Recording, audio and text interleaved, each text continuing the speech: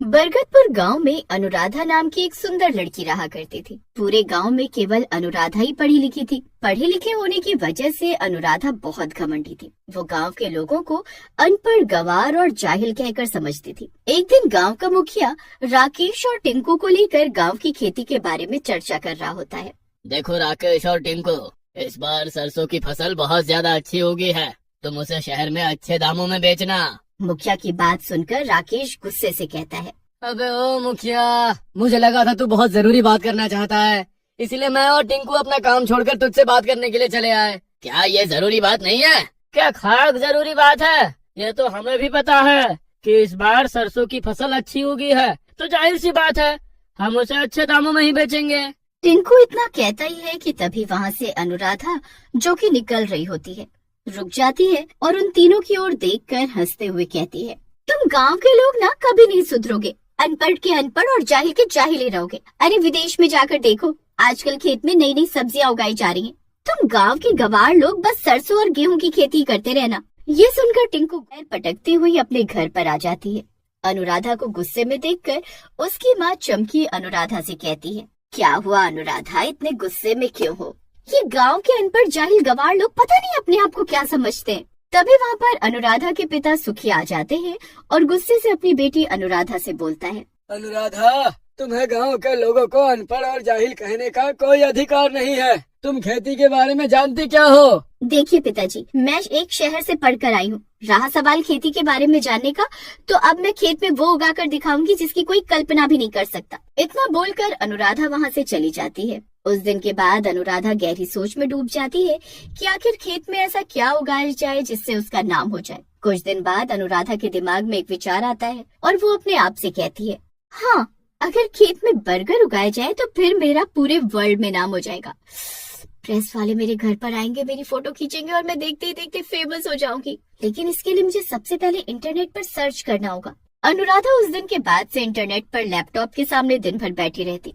एक दिन अनुराधा अपने पिता सुखिया से कहती है, पिताजी, अब आप खेत पर नहीं जाएंगे, खेत में मैं जाऊंगी। अरे पागल हो गई हो क्या? तुम खेत में जाकर क्या करोगी?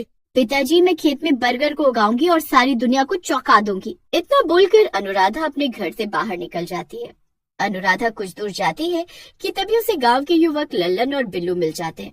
लल्लन और बिल्लू अक्सर अनुराधा को पढ़ाई देवी कहकर चिढ़ाते थे। लल्लन अनुराधा को देखकर हंसते हुए कहता है, अरे क्या हुआ पढ़ाई देवी, इतने गुस्से में क्यों नजर आ रही हो?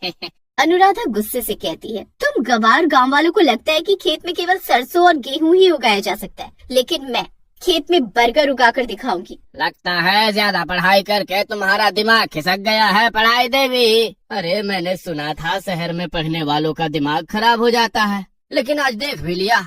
अरे पढ़ाई देवी, खेत में बर्गर नहीं उगते, लेकिन मैं उगा कर दिखाऊंगी। इतना कहकर अनुराधा सीधे गांव में बर्गर की दुकान पर जाती है और दुकानदार से बहुत सारे बर्गर देने को कहती है। हाँ, इतने सारे बर्गर तुम अकेले तो नहीं खा सकती, क्या घर में कोई मेहमान आए हैं? नहीं, मैं इन बर्गर की खेती करूंगी और जब मेरे खेत में बर्गर उग जाएंगे तब तुम मुझसे ही बर्गर खरीदना। इतना कहकर अनुराधा ढेर सारे बर्गर लेकर वहाँ से चली जाती है। तभी दुकानदार चिल्लाते हुए आवाज लगाता है, अरे अनुराधा, रात के समय अपने खेत में मत जाओ, तुम्हारे खेत में एक पेड़ पर एक चुड़ैल का वास है। मगर अनुराधा उसकी बात नहीं सुनती।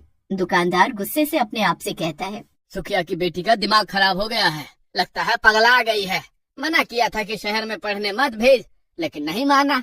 इधर अनुराधा अपने खेत में चली जाती है और खेत की जमीन खोदकर सारे बर्गर उसमें गाड़ देती है और बड़बड़ाती हुई अपने आप से कहती है, बस अब शहर से केमिकल लाना है, उसके बाद बर्गर उग।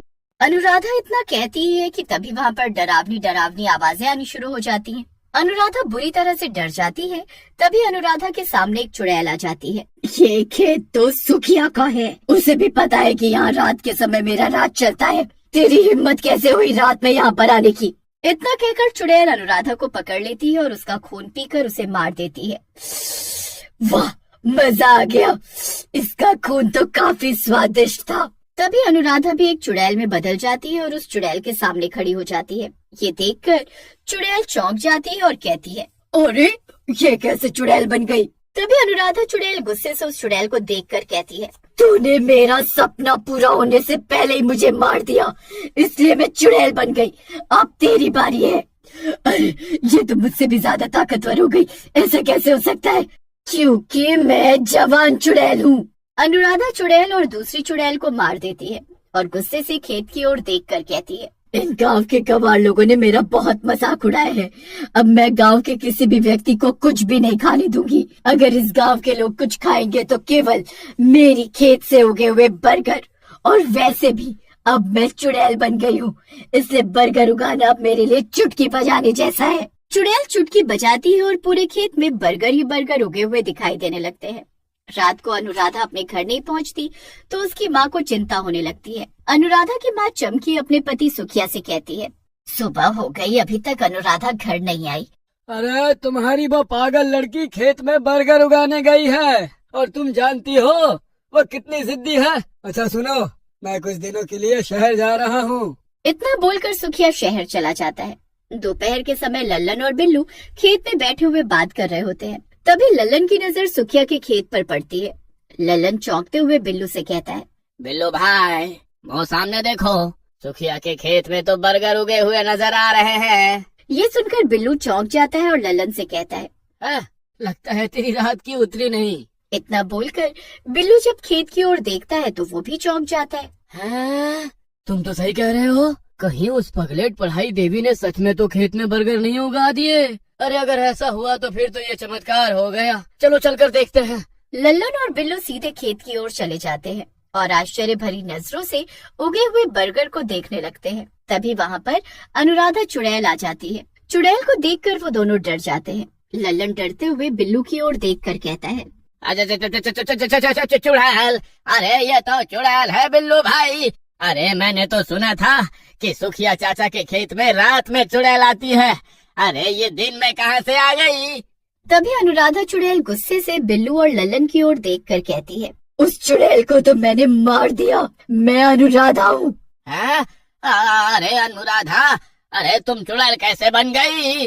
वो सब छोड़ो, तुम दोनों मेरा बहुत मजाक उड़ाते थे। मुझे पढ़ाई देवी कहकर चिढ़ाते थे। मेरे बर्गर उगाने की बात को लेकर भी तुमने मेरा बहुत मजाक उड़ाया था। अब मैं तुम दोनों को बर्गर खिलाकर मारूंगी। इतना कहकर चुड़ैल जबरदस्ती उन दोनों को बर्गर खिलाने लगती है। चुड़ैल उन दोनों को बर्गर खिला खिलाकर मार डालती है। उस दिन के बाद गांव में कोई भी खाना खाने के लिए बैठता, अनुराधा चुड़ैल वहां प्रकट हो जाती और उसका खाना छीनकर बर्गर खिलाकर उसे मार देती। कुछ ही दिनों में गांव में दहशत का माहौल फैलने लगता है। एक दिन मुखिया उदास बैठा होता है कि तभी वहाँ पर एक तांत्रिक आ जाता है और मुखिया से कहता है, मुखिया, मुझे बहुत तेज भूख लगी है। अरे चले जाओ तांत्रिक बाबा, हमारे गांव में तो लोगों ने डर की वजह से खाना खाना भी छोड़ दिया है। क्यों? मुखिया सारी घटना तांत्रिक को बताता है। तभी वहाँ पर सुखिया भी आ जाता है और मुखिया से कहता है, अरे मैं अभी शहर से लौटा हूँ मुखिया जी, ये मैं क्या सुन रहा हूँ? तुम्हारी बेटी अब चुड़ैल बन गई है। तांत्रिक मुखिया से कहता है, चिंता मत कर, मुझे उसके खेत में लेकर चल। कुछ ही देर में तांत्रिक गांव वालों को लेकर सुखिया के खेत में पहुंच जाता है और मुखिया से कहता है, अनुराधा चुड़ैल की आत्मा बर्गर के खेत में बसी हुई है, इस खेत को आग लगा दे। मुखिया उस बर्गर के खेत में जैसे ही आग लगाने वाला होता है, तभी अनुराधा चुड़ैल वहाँ आ जाती है और मुखिया से कहती है, ये क्या कर रहा है मुखिया? मुखिया उसकी बात नहीं सुनता और बर्गर के खेत में आग लगा देता है। बर्गर का खेत जैसे ही जलता है, अनुराधा चुड़ैल के शरीर में आग लग जाती है और वो जलकर राख हो जाती है। और उस दिन से गांव वालों को अनुराधा चुड़ैल से मुक्ति मिल जाती है। Asta potičamo konale, vyskišamo na tvary, a tek na potom mi ambe zakvarlišemo na tvary.